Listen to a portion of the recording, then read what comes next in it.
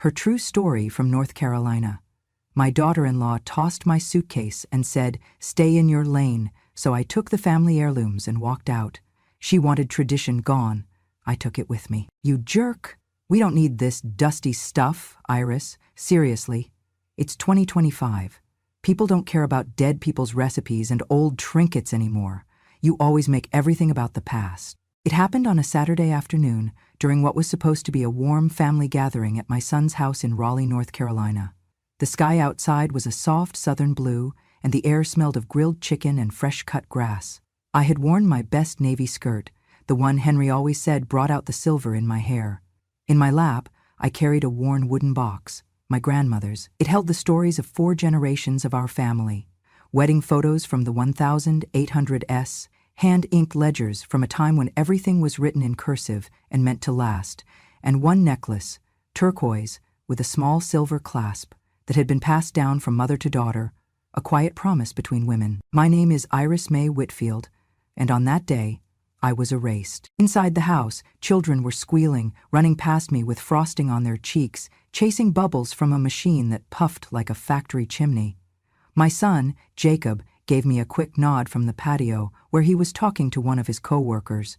He was wearing sunglasses, the kind that make you look like you're always just a little too busy to see someone properly. "Happy to see you, Mom," he'd said earlier when I arrived. But he hadn't meant it.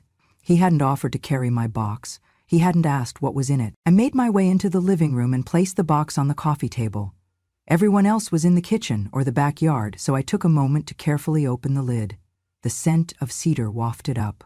I pulled out the photograph first, my great-grandparents on their wedding day, stiff-backed and serious in black and white. Then came the blue notebook with the soft leather cover, the one that held birth dates, recipes, and a list of every family heirloom and who it had belonged to. The necklace was wrapped in linen. I held it up to the light. "This necklace crossed wars, weddings, and one hurricane," I began, raising my voice a little so the group could hear me. I smiled and looked around the room, hoping someone might lean in, ask a question, show curiosity. I wanted to tell them about how my grandmother wore it while waiting for my grandfather to return from the Pacific, about how my mother wore it to her first job interview, how I wore it the day Jacob was born, a thread of memory, strong and beautiful. But before I could say another word, Jenna, my daughter-in-law, walked in, holding a tray of wine glasses and rolling her eyes so hard I could practically hear it. "Oh my God," she muttered loud enough for everyone to hear. "Are we doing this again?" I blinked. "Jenna," she set the tray down with a clink. Her voice was cold. "We don't need this dusty stuff, Iris. Seriously. It's 2025. People don't care about dead people's recipes and old trinkets anymore. You always make everything about the past." I straightened my spine, still holding the necklace. "These aren't trinkets. They're our history." Jenna scoffed, then looked around as if expecting backup. No one said anything. Not Jacob, not even the kids, who had stopped running and now stood near the hallway, curious. Jenna crossed her arms. "Stay in your lane, Iris." I felt it like a slap. The weight of those words landed hard and sharp. My heart fluttered, but I kept my face still. "Excuse me?" I said softly. She didn't even flinch. "You come in here with that box every holiday, trying to make everyone feel guilty or nostalgic or whatever. We're not living in the 1900s anymore. No one cares about your pearls of wisdom or your old casserole dish or whatever you're trying to hand down." I glanced at Jacob, hoping he would say something, anything, but he just looked at his shoes. He looked like a child again, like the boy who once gave me a lopsided macaroni necklace and told me I was his favorite person in the world. That boy would have defended me. This man, he just stood there. I did not cry. Instead, I looked down at the box. With trembling fingers, I began to repack each item. The photos, the notebook, the necklace, wrapped again in linen. I placed them gently, reverently. I had carried this box through funerals, through births, through lonely Christmas mornings when no one called. But this moment, this silence in the living room, hurt more than any of them. I turned to lift the box when I heard a sharp thump. I looked toward the front door. Jenna was standing over my suitcase. She had taken it from the guest room and thrown it out onto the front porch like a bag of trash. The zipper had popped slightly. My nightgown was sticking out. "And take this junk with you," she said, "We're done pretending like this is your home." No one stopped her. No one helped me. I walked to the door, stepped over my own belongings. I lifted the suitcase by its cracked handle and wheeled it slowly down the porch steps. The wheels wobbled over the uneven bricks. Behind me, the sounds of music and laughter resumed. It was as if I had never been there at all. I placed the suitcase in the back of my car.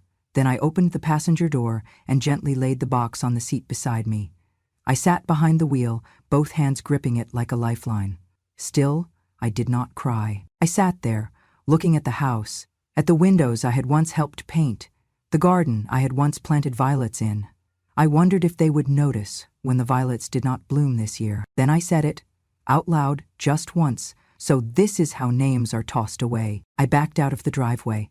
I drove slowly, the box beside me, full of stories no one wanted to hear. But I would remember them. And one day, someone would. When Henry passed away, the silence in our house grew unbearable. After 50 years of marriage, you do not simply learn to live alone. You learn to carry echoes. I tried. For 2 years I tried. I sat in that rocking chair every evening, listening to the clock tick, the wind rustle through the screen door, and the quiet grow heavier with every breath. So I made a decision. I sold our house in Wilmington and moved closer to Jacob, my only son. It made sense at the time. He had just started a new job. Jenna was pregnant with their second child. "You'll be close to the grandkids," Jacob had said.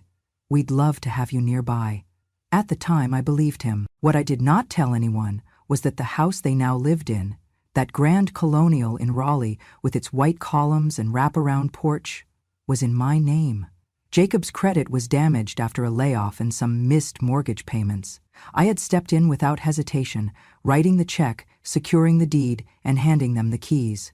Jenna had thanked me then, with a stiff hug and a lukewarm smile. But her voice had held no warmth. For the next 7 years, I lived a mile away in a modest rental. I paid my rent on time, never called late at night, brought pies to Sunday dinners. I only ever wanted to be included. I was not expecting medals or tributes, just a seat at the table. But slowly, my presence became background noise. That wooden box I brought with me that Saturday, it was not just a collection of heirlooms. It was a small museum of my love and labor. The ink pen was Henry's, used to sign the loan papers for our first home. He used to joke that the pen had more power than his own handshake. The embroidered handkerchiefs were mine, stitched during quiet winters when television bored me and my fingers itched to create something meaningful. And the wedding hand towels? I made them by hand, for Jenna. During her first Christmas in the family, I had spent weeks picking out the right thread, ivory and soft gold, her favorite. I sewed her initials into the corner, along with the date of their wedding. She had unwrapped them slowly, said thanks, and set them aside like a receipt she would never file. But my proudest gift was the wedding dress. I had sat at the foot of the guest bed in my old house, hours at a time, sewing lace trim onto that delicate ivory satin. I stayed up late into the night, hemming the skirt while the house was quiet, my hands working as if guided by memory and prayer. Jenna had chosen a different gown in the end, one from a boutique downtown, but I had kept the dress I made. I never said a word about it. That dress now sits folded at the bottom of the cedar chest, yellowed slightly at the edges maybe, but still intact, still waiting. All of these things, my pen, my cloth, my memories, had become junk. As I sat alone that night, in the quiet of my apartment, I unpacked the box again. I laid each piece out on the coffee table and tried to remember the moment I had first touched them. Not because they were valuable in money, but because they were valuable in meaning. They carried fingerprints, laughter, and the softness of decades. But now, all of it had become a burden. That was the word I could not shake. A burden. I thought back to Jenna's eyes when she said it, how she looked through me, not at me. How she had dismissed not just my things, but everything I had ever tried to pass on. That necklace? Dusty. My photos? Creepy. My stories? Too long. What she saw as clutter was to me continuity. What she called sentimental nonsense was the only way I knew to say, "I love you," after the people who used to say it to me were gone. But that night, as I sat surrounded by the physical proof of a life once cherished, I finally admitted something to myself. In their eyes, I was not the family matriarch. I was the storage closet. I was the one they smiled at to be polite, then rolled their eyes behind. I was the woman who paid for the house but was never invited to pick the paint color. I was the ghost who came to dinner, who asked too many questions, who always had one story too many. I clutched the pen in my hand and stared at the photograph of Henry in his Navy uniform, and I whispered the question out loud. When did I stop being welcome? There was no answer, of course. Just the buzz of the refrigerator, the hum of the heater, and the echo of a door that had closed long before it ever slammed. They had mistaken my softness for weakness, and I had mistaken proximity for belonging. But that night, I began to see things clearly. If my stories no longer had a place in their world, then perhaps my presence no longer needed to orbit theirs. I would not beg to be heard. I would not shrink myself to fit into a space that now felt like a shrinking box. They called my memories clutter. They called my treasures junk. But I called them mine, and mine they would remain. That evening, after the last car had pulled out of the driveway and the porch light clicked off behind me, I carried my suitcase and that old cedar box back into the room they had given me, the so-called guest room, though it had never once held a guest. It was once a storage room, tucked behind the laundry, no windows, one lamp that flickered when the washer ran, a mattress on the floor. No frame, no closet, just 4 cold walls and silence. My bones ached as I sat on the edge of that mattress. My knees popped, a cruel reminder of age. But it was not the ache of years that sat heavier. It was the ache of realization. That somewhere between doing what was expected and giving what I thought was love, I had been packed away with the rest of the forgotten things. In the corner, beside an old vacuum and boxes labeled Xmas junk, sat my belongings. My hand-stitched quilt, now covered in lint, the porcelain bowl from my mother's pantry, cracked and carelessly stuffed in a bag, the box of letters Henry wrote during the war, tossed under a broken coat rack like receipts no one wanted to keep. I sat there a long time. Then I reached for the small cardboard file box tucked beneath my cedar chest, the one with the neatly labeled manila folders, all in my handwriting. I opened it slowly, pulling out the folder marked Raleigh Property, Deed and Title. I ran my fingers over the first page, the original contract. My name, Iris M. Callahan, in print and in ink. The notary seal still visible. I flipped through the rest, property tax records, payment confirmations, repair invoices. My signature appeared again and again, 50%. That is what the agreement stated. 50% still belonged to me. I had paid the down payment, helped with the second mortgage, paid for the new roof when the hailstorm hit 3 winters ago. I had done all of it quietly, gladly. A mother's love, I told myself. The plan had always been simple. Once things settled, once I was sure Jacob could handle the finances, I would sign over my portion of the house, a final gift, something to help them feel secure, to give the children a home that could not be taken away. The documents for the transfer were ready, tucked in an envelope marked, "To be notarized." All it needed was my signature and a visit to the county clerk. But as I stared at the paper, Jenna's voice rang again in my ears. "We don't need this dusty stuff. Stay in your lane, Iris, and take this junk with you." My breath slowed. I placed the contract gently on my lap and opened my journal, the same leather-bound one I had kept since Henry's passing. Its pages were filled with memories, grocery lists, prayers, and moments no one ever heard me speak aloud. And that night, I wrote, "If my name means nothing, I will take it back." The pen did not tremble, my hand did not shake. There was no rage, no bitterness, only clarity. They had assumed the house was already theirs, that I had given everything without condition. But love is not the absence of boundaries, and legacy is not owed, it is honored. That night I did not cry. I did not rehearse arguments in my head. I did not wonder if Jacob would be angry or if Jenna would play victim. I simply packed the important folders into a fireproof envelope. I tucked my necklace, the turquoise one passed down from my grandmother, into a small velvet pouch. I folded Henry's letters neatly and placed them in my bag. It was not revenge I was planning, it was reclamation.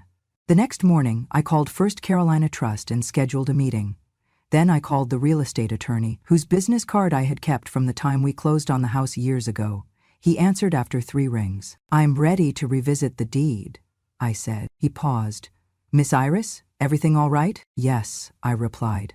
Everything's finally beginning to be. I made tea and sat at the tiny breakfast table Jenna refused to eat with me at. Across the room, family photos lined the wall, smiling faces, holidays, baby birthdays, none with me in them. That afternoon I began to pack, not in panic, not in haste, but with purpose. I folded my quilt, this time gently. I cleaned the bowl and wrapped it in linen. I labeled each folder. I wrote thank you notes to my friends in the community. And I set aside the transfer documents I would no longer be signing. Somewhere in the background, I heard Jacob laugh on the phone. I could hear him mention refinancing, talking to someone about home equity. He had no idea the equity was still mine. I closed the bedroom door. There was no storm, no screaming, no confrontation, only me and the sound of tradition being gathered not as baggage, but as treasure. The morning after my journal entry, I called a number I had not used in nearly 5 years. It belonged to Harold Keating, our family lawyer, the same one Henry and I had trusted since 1982.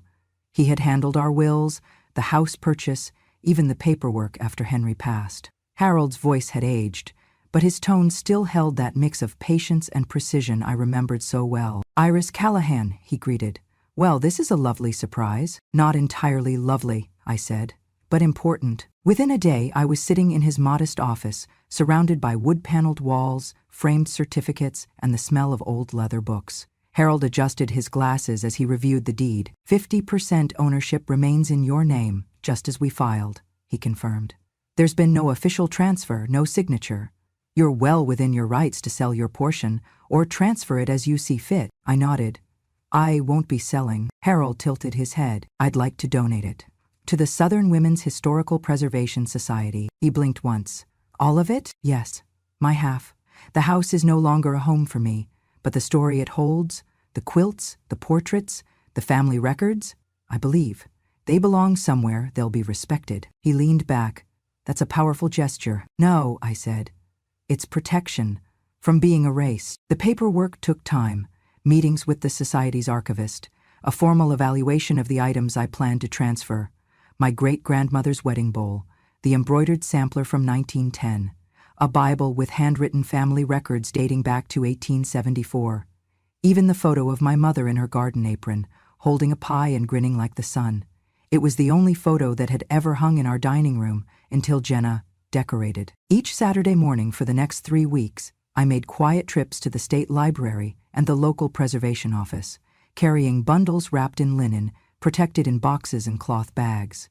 No one noticed. Jacob was too busy with refinancing calls, and Jenna had started working from a co-working cafe downtown.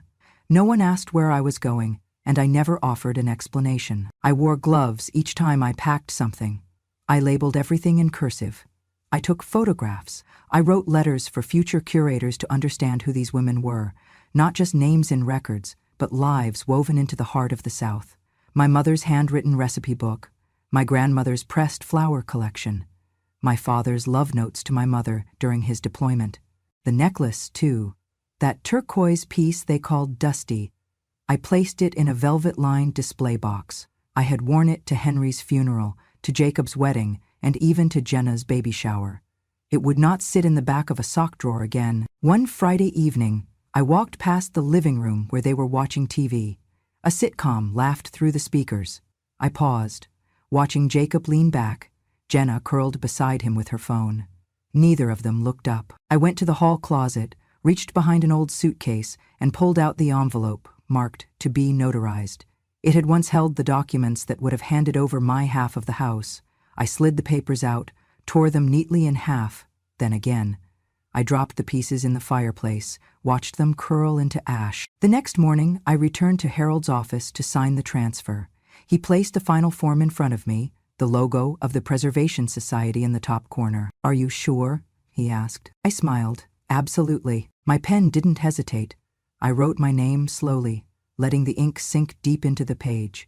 When I dotted the I and Iris, I felt something shift, like dust lifting off a memory. "She wanted it gone," I said aloud as I set the pen down. "Now it's beyond her reach." Harold looked up.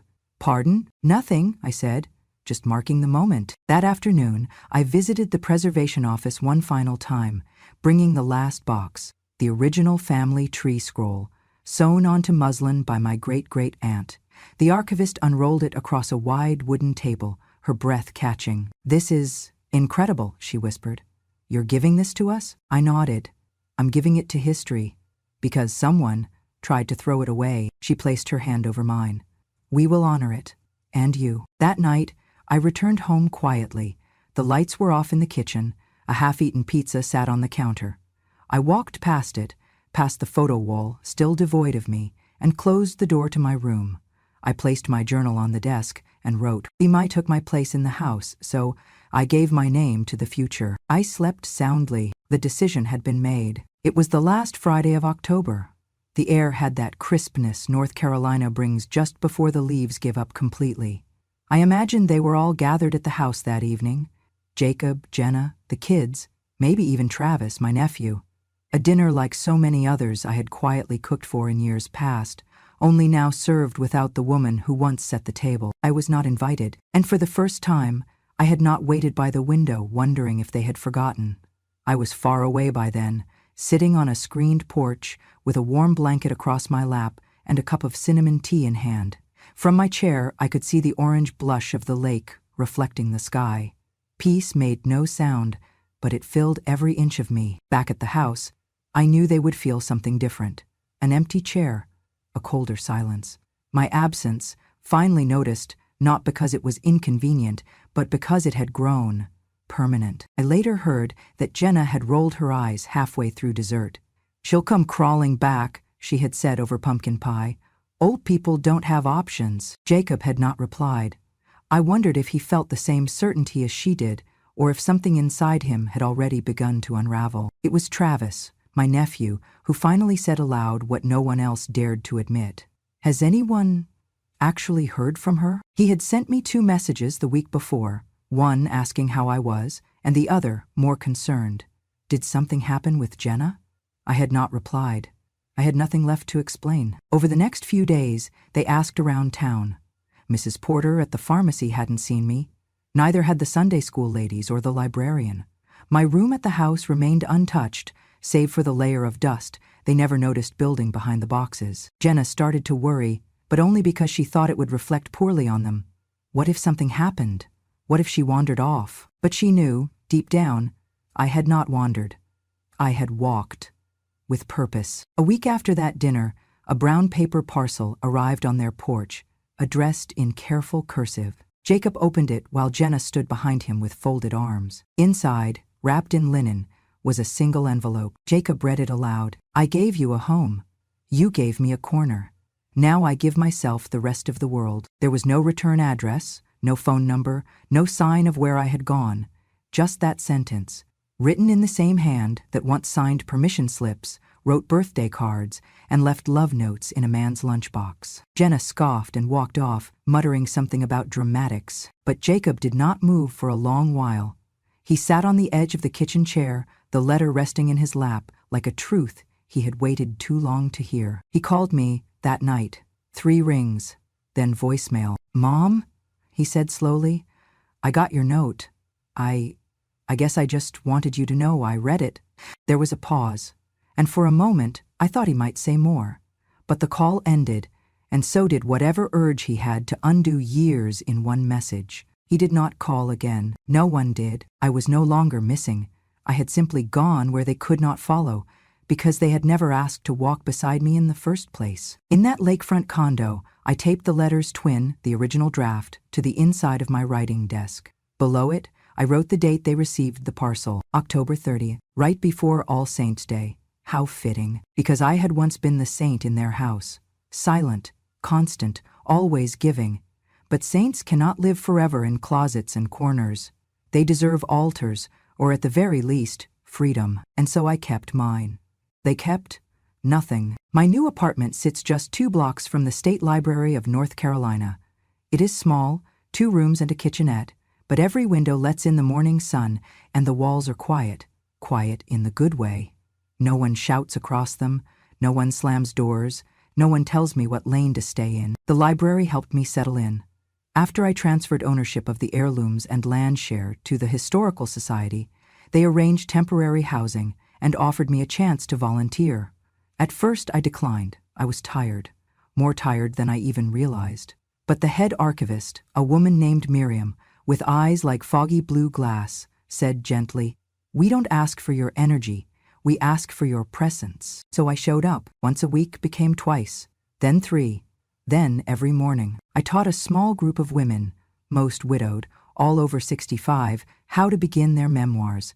I called it, "The First Page Doesn't Need to Be Polite." They laughed at that. But they understood. We wrote stories about things that never made it into family scrapbooks. Burnt pies, miscarried babies, men who left, and the women who stayed. Sometimes we cried, sometimes we just sat, letting silence tell its version before words came. I hadn't known I had so much left to give, or that anyone would want it. Then, one Thursday in spring, Miriam asked me to meet her in the main hall. I thought we were reviewing someone else's writing submission. Instead, she handed me a printed invitation. Outside Women in Time, grand opening, Saturday, 5 p.m. Special guest, Iris May Dalton. I stared at my name like it was stitched on a coat I had not worn in years. "What is this?" I asked. Miriam smiled. "Your story belongs in more than one drawer." I arrived that Saturday an hour early. My hands trembled, but I wore the pale blue blouse with pearl buttons, one of the few things I had kept. Miriam greeted me with a name badge and a soft hand on my back. "Come see," she said. The main exhibition room was glowing with warm lights and polished wood floors. At the center, inside a glass case, were my things. The turquoise necklace passed down 4 generations of women in my family. The wedding veil I embroidered by hand in the year Lyndon B. Johnson was president. The first page of the family tree, scrawled in fountain pen by my grandfather in 1912. And beside them, a black and white photo of my grandmother sitting on the porch with her sewing hoop, her fingers halfway between strength and story. Below it, a bronze plaque, donated by Iris May Dalton, in honor of every woman told she was too much, too old, or out of line. I could not speak. For a long time I simply stared, one palm resting on my heart, the other tightening around the handle of my purse. The crowd filtered in, people of all ages, some with notebooks, others with tears already shining. A few women came up to me. "You're Iris?" they asked, almost whispering. "Thank you for not letting it disappear." At 5:15, Miriam tapped the microphone. "Ladies and gentlemen, thank you for being here tonight. We are proud to present Southern Women in Time, a collection of artifacts, memories, and voices that shape the hidden foundation of our state's heritage. And tonight, we welcome a woman who turned silence into legacy. Please welcome Iris May Dalton." The applause startled me, not because it was loud, but because it felt honest. I stepped forward. The podium seemed taller than I remembered. I adjusted the microphone, then glanced once more at the necklace in its velvet cradle, and I began. "She tossed my suitcase," I said, my voice steady, so I unpacked where I was wanted. The room fell silent. I brought pieces of my family's past into a home that rejected them. I was told our traditions were dusty, that I needed to stay in my lane, and for a time I believed it. I packed my story into cardboard boxes and accepted the corner I was given. But history is not junk. It is breath, it is blood. It is the reason my name even exists, and when someone told me it no longer mattered, I realized maybe it didn't to them. But it still mattered to me, so I gave it to the world instead. A few people wiped their eyes. I saw an elderly black woman nodding in the front row, her hand clutched around a cane carved with initials. A teenage girl beside her recorded everything on her phone. "I didn't come here tonight to talk about revenge," I continued. "This is not a story about payback. This is a story about worth. Mine, yours, every woman whose voice was set aside for the sake of comfort or convenience." I stepped away from the podium and they clapped again. I did not cry. I had already cried in private, in the dark, in the passenger seat of that taxi when I left. This was not a moment for tears. This was a moment for being seen. After the speech, someone brought me a plate of fruit and tea. I sat at the edge of the room, watching young women lean in to read the family tree. One child pointed at the necklace and whispered, "It's like something a queen would wear." No child in my family had ever said that, and I smiled, because that night I was no one's burden. I was history, remembered. They came on a Thursday morning. I saw them through the front glass doors of the library. Jenna in a sharp white blazer, like she was walking into court, and Travis trailing behind with his hands stuffed in his coat pockets, his eyes down. Miriam looked over at me from the front desk. "Friends of yours?" she asked. I closed the book I had been cataloging. "Something like that." They did not make an appointment. Jenna marched straight to the main hall and stopped in front of the glass exhibit where the necklace lay nestled beside my grandmother's veil. I followed a few steps behind, silent. "This is ours," she said, loud enough for everyone nearby to hear. "These are family items, private property." Miriam approached her gently. "I'm sorry, ma'am. All of these items were legally donated by Ms. Iris Dalton. We have the documents on file. You're welcome to review the public record, but they're part of the state archive now." "You're lying," Jenna hissed. "My husband is her son. We deserve these back." "She's been manipulated." Travis said nothing. He just kept looking at the necklace, like he was trying to remember what it used to mean. I stepped forward, my voice calm. "No one manipulated me. You just never asked what mattered to me." Jenna spun around. "You're seriously okay with strangers gawking at our family, turning our history into some museum attraction?" I smiled, gently, but without apology. History only becomes history when the living forget to honor it.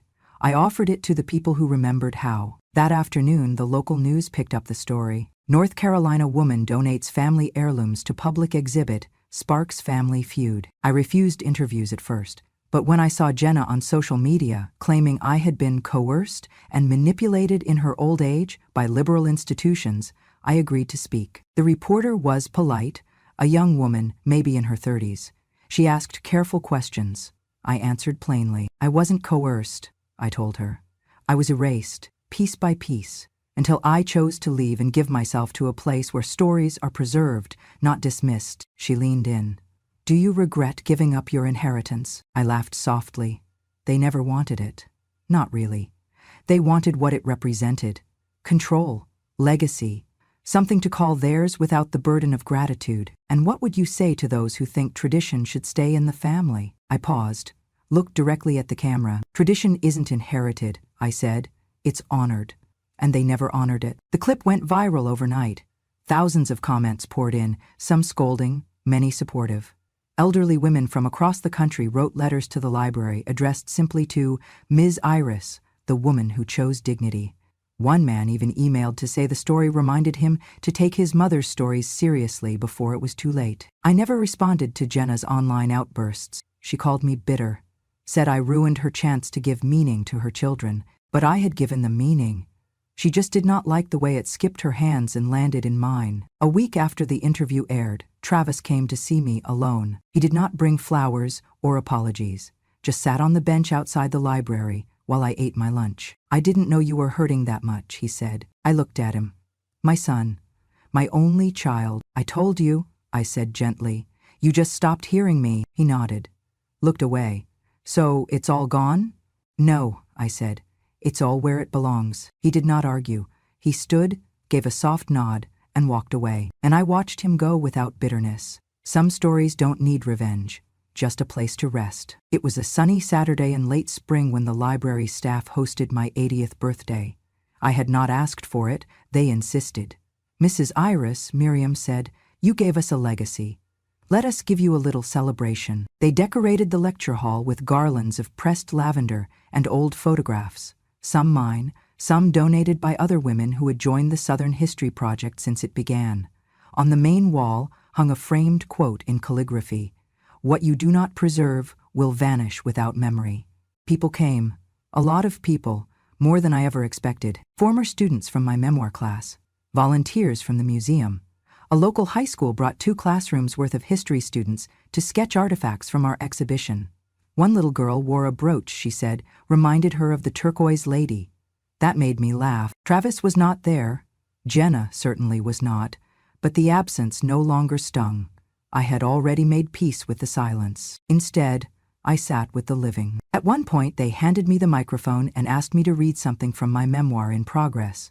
I had prepared nothing, so I pulled a folded sheet of paper from my coat pocket, a piece I'd written one afternoon while sipping tea and watching a little boy chase pigeons through the courtyard. I cleared my throat. "Legacy isn't what you leave behind," I began. It's what you carry forward. It's the stories we dare to remember, the traditions we choose to honor, not because they were easy, but because someone before us carried them across fire to get them here. The room grew still. I looked around, faces young and old, quiet and listening. When I was asked once what I did after I was pushed out of my home, I continued, I simply said, I walked out with the name they forgot was mine. There were no tears, no dramatics, just a knowing hush, and then applause, not loud or chaotic, but warm and sustained, like a room holding something sacred. Later, a young woman approached me as I sipped tea by the window. She looked barely 20, with ink-stained fingertips and a library ID pinned to her collar. Mrs. Iris, she said shyly, what would you tell someone who doesn't feel like they belong in their own family? I turned to her slowly. You do not owe anyone your silence, and you certainly do not owe them your story. But if you ever decide to tell it, make sure it's yours, not theirs. She nodded. That's a little scary. Good, I smiled. The truth usually is. Outside the window, a group of children were scattered across the lawn with clipboards and colored pencils, drawing pictures of the artifacts they had seen. One boy had drawn my necklace, turquoise and silver, framed by yellow suns. I raised my cup of tea. To memory, I whispered. To all the names that never made it to a headline, but shaped the world anyway. To the woman who told me I was in her way, thank you. You made me walk far enough to find where I actually belong. And then, looking out at the children, their laughter echoing against the old brick walls of a building now filled with my history, I said one final thing, just to myself, but maybe to everyone. She wanted tradition gone, so I gave it to the people who will carry it further than she ever could. And I sipped, not in bitterness, but in legacy. Thank you for staying with Iris's story until the very end. Sometimes the most powerful way to reclaim your worth is to quietly walk away with your name, your dignity, and your story intact. Iris didn't raise her voice. She didn't seek revenge. She simply chose to give her legacy to those who would cherish it. And in doing so, she became more than a grandmother. She became history. If this story moved you, if it reminded you of someone you love, or even someone you lost, please consider subscribing to Grandma True Stories. Here, we honor the quiet strength, the unheard wisdom, and the unforgettable courage of women who refuse to fade into the background. Because stories like Iris's aren't just memories. They're mirrors, and they deserve to be seen. Subscribe today and never miss a truth that needed to be told. This is Grandma True Stories.